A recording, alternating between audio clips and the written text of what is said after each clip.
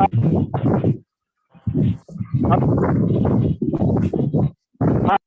ने राधे राधे आप सभी तो सुनाई दे रहा है जी।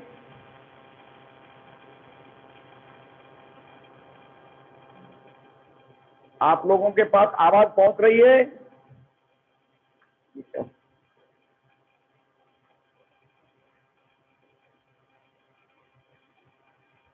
हाँ जी भैया जी, दीपक जी। नहीं है? हाँ जी पहुंच रही है पंडित जी। आवाज आ रही है? आ रही है। अच्छा ठीक है। कल की कथा में हम लोग कर्म करने के बाद कैसे कैसे मंदिर मिलते हैं, इसके बारे में आप लोगों ने श्रवण किया। और जीवात्मा जब गर्भ में रहता है तो उस समय में कैसे भगवान को स्मरण करता है, इसके बारे में आप लोगों ने कथा श्रवण किया। और यदि पिंडदान देश का राजा ये प्रेत करने की कामना से पिंडदान करता है तो भी उसकी दुर्गति मिट जाती है और उसको परम पद प्राप्त होती है, सदगति हो जाती है। इसके बारे में आप लोगों ने कथा श्रवण किया। आज 8वें अध्याय से प्रारंभ करते हैं। जब गरुड़ जी महाराज ने हाथ जोड़ करके भगवान विष्णु से पूछा कि हे प्रभु, जो सुकृति लोग होते हैं, सुकृति अर्थात अच्छे कर्म करने वाले, सदा सर्वदा पुण्य क्रम में ही रत रहने वाले और पाप कर्म से दूसरों को रोकने वाले, जो कोई पाप कर्म की तरफ जाने लगे उनको रोकने वाले, उन सुकृति लोगों को अपने उद्धार के निमित्त क्या करना चाहिए। और यदि घर में किसी की मृत्यु के लिए कोई तैयार हो, जैसे माता पिता या अन्य कोई बुजुर्ग मृत्यु के लिए तैयार है, प्राण शरीर से निकलने वाला है, उस समय में आपूर्व काल में क्या क्या चीज दान करना चाहिए। गरुड़ जी के प्रश्न के उत्तर में भगवान जी कहते हैं कि हे गरुड़, आपने संसारवासी मनुष्यों के कल्याण के लिए बहुत ही परम पवित्र प्रश्न किया है। जो धर्मात्मा लोग होते हैं उन धर्मात्मा को क्या करना चाहिए, अपने शरीर को शिथिल समझ करके अपने आप को, अब मेरा शरीर साथ नहीं देता है, नहीं दे रहा है, किसी भी समय में मेरी मृत्यु हो सकती है, ऐसा विचार करके अपने घर में, आज के दिन में तो अनेकानेक हॉस्पिटल आदि का व्यवस्था है। जब ये पुराण आदि का निर्माण हो रहा था, पुराण आदि की रचना वेदव्यास जी महाराज कर रहे थे, उस समय में ऐसा व्यवस्था न होने के कारण जो घर में ही रहते रहते घर में मृत्यु हो जाती थी। अब यहाँ बताया कि घर में जिस किसी की मृत्यु होती है या फिर मरणासन्न मरने के लिए तैयार हो जाता है, तो उस समय में उसको जो खटिया में सोया हुआ होगा तो उस खटिया से जमीन में उतार देना चाहिए। घर में जो आंगन में, घर के बाहर आंगन में जो तुलसी का वृक्ष है, उस तुलसी के वृक्ष के पास में गाय के गोबर को ला करके शुद्धि अच्छी तरह से गाय के गोबर से लेप करना चाहिए, लेपना चाहिए। और वह तिल आदि को छर के गिरा के अनेक प्रकार के जो अपवित्र पदार्थ है उनको दूर करना चाहिए। और उस तुलसी वृक्ष के पास में मरने के लिए तैयार जो जीवात्मा है, जो मनुष्य है, उसको सुला दें और उसके मुख पर गंगाजल और तुलसी का पत्ता ये रख दें। और संभव हो तो सुवर्ण, उस पानी में, गंगाजल में सुवर्ण थोड़ा सा गिला करके उस सुवर्ण का जो पानी है उस मरने के लिए जो तैयार है उस जीवात्मा को, उस मनुष्य को पिला दे, गंगाजल आदि पिला दे। और संभव हो या किसी के पास में शालिग्राम हो तो शालिग्राम जी को स्नान कराने के बाद में जो तृणामृत है उस तृणामृत को भगवान को स्मरण करके उस जीवात्मा को पिला दें।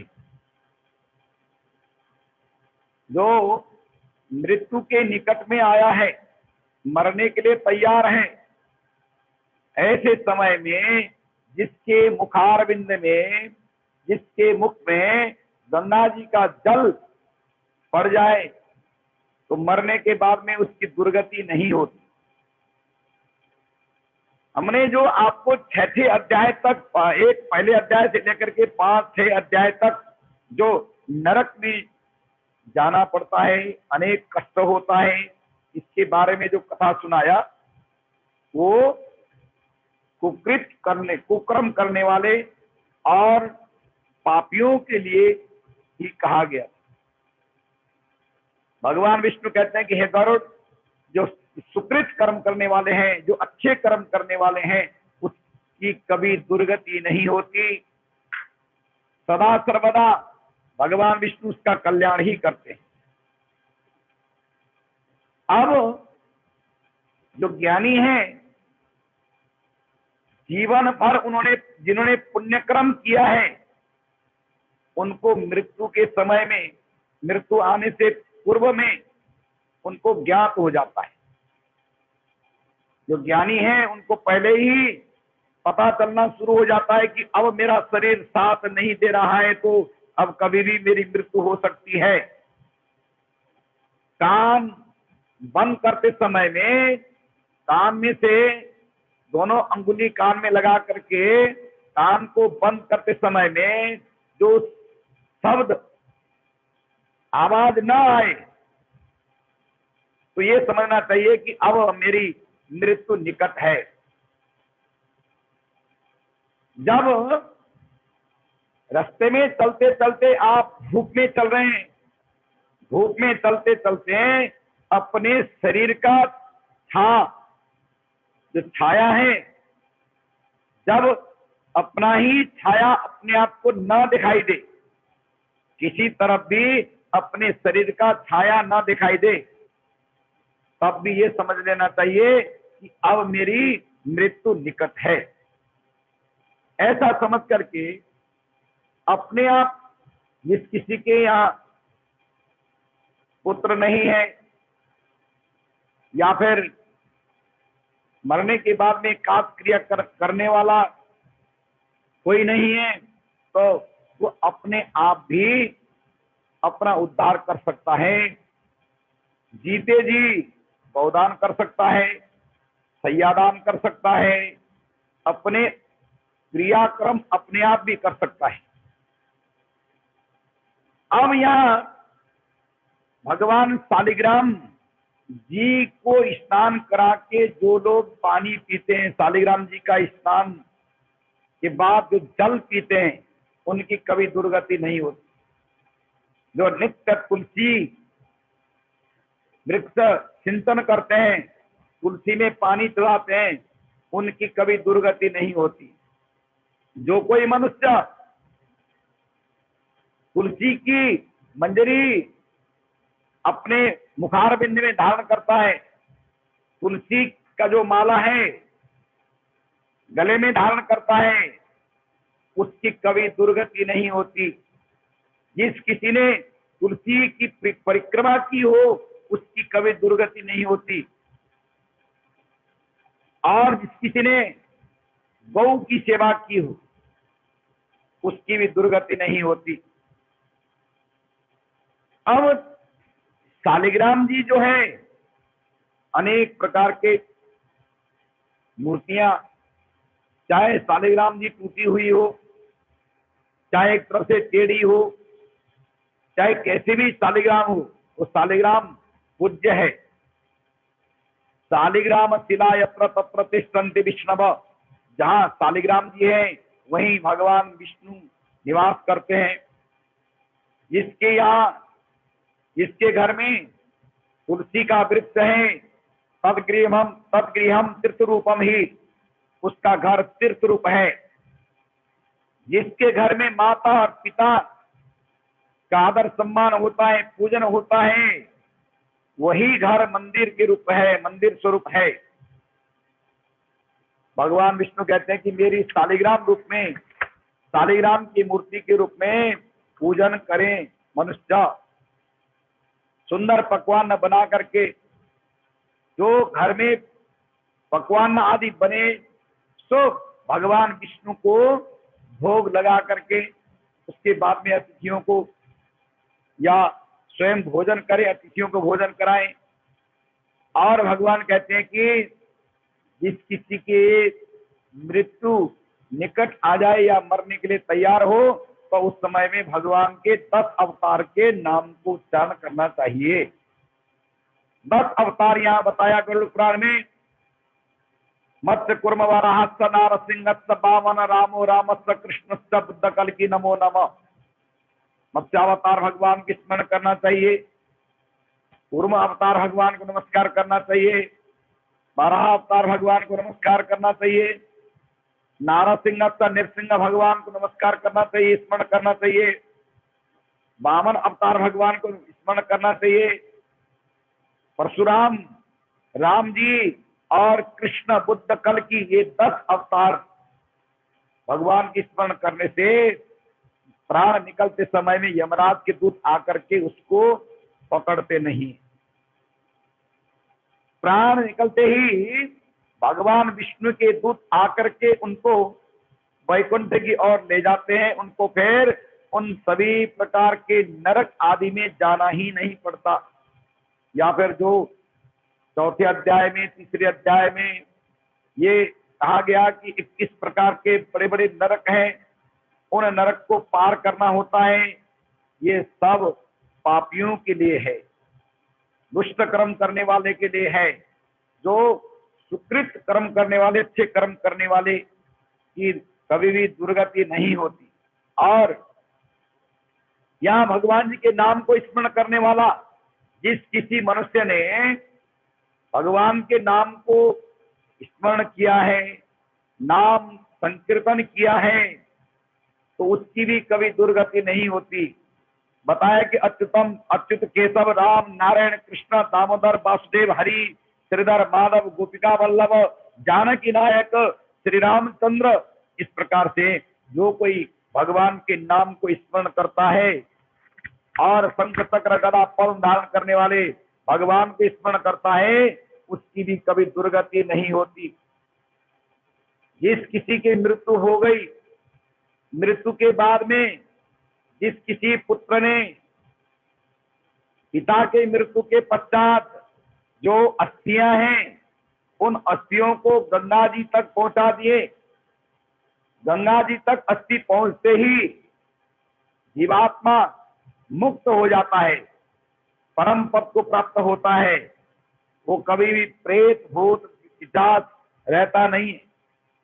10 दिन के अंदर में गंगा जी तक जो अस्थि आदि है, हड्डी आदि, उनको पहुंचा देने से जब तक उस पृथ्वी पर जब तक इस पृथ्वी पर भगवान शालिग्राम जी, गंगा जी, पीपल वृक्ष, तुलसी आदि, गौ, ब्राह्मण, संत, गुरु जब तक रहे तब तक उस जीवात्मा की दुर्गति नहीं होती, उसकी कल्याण ही होता है।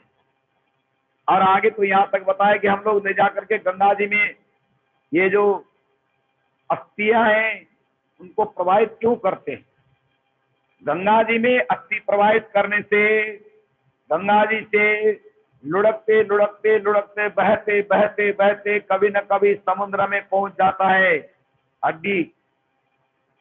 और समुद्र में पहुंचते ही समुद्र में भगवान नारायण निवास करते हैं, भगवान विष्णु निवास करते हैं समुद्र में।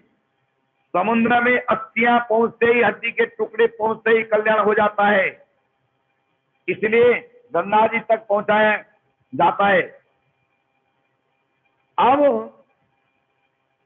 जिस किसी ने इस प्रकार से अपने माता पिता के उद्धार का संकल्प लिया हो उसके या उसको तो गरुड़ जी महाराज को भगवान कथा सुनाते हैं कि सपने में भी यमराज के दूत सपने में भी दर्शन नहीं देंगे, सपने में भी यमराज के दूत सामने नहीं आते।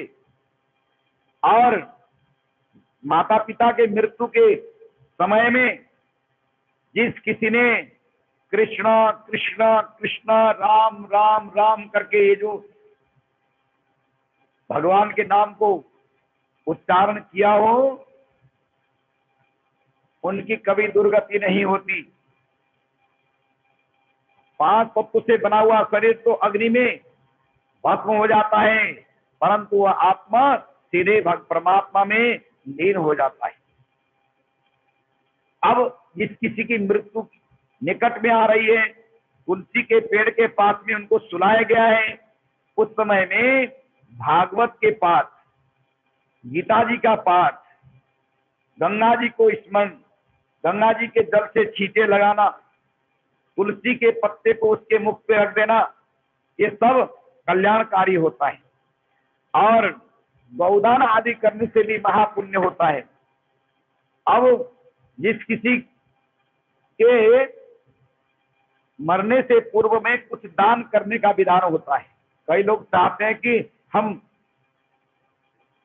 जाने से पूर्व में कुछ न कुछ अपने हाथ से दान करें, तो उस समय में अष्ट महादान किया जाता है। अष्ट महादान 8 प्रकार के दान, जिसमें आतुर दान बोलते हैं, जिसको आतुर काल में मरने के लिए तैयार है जीवात्मा, उस समय में दान करवाया जाता है। जैसे तिल है, लोहा, सोना, रुई, नमक, सतनाजा, भूमि और गौ, ये अष्ट महादान कहा गया है। महादान, कई दान होते हैं, कई महादान होते हैं जो बहुत ज्यादा पुण्य देते हैं। जिस किसी ने तिल का दान किया हो उसको भी महापुण्य मिलता है। जिस किसी ने गौ का दान किया हो उसको भी महापुण्य मिलता है। अब भूमि दान करने का तो बहुत बड़ा महत्व है।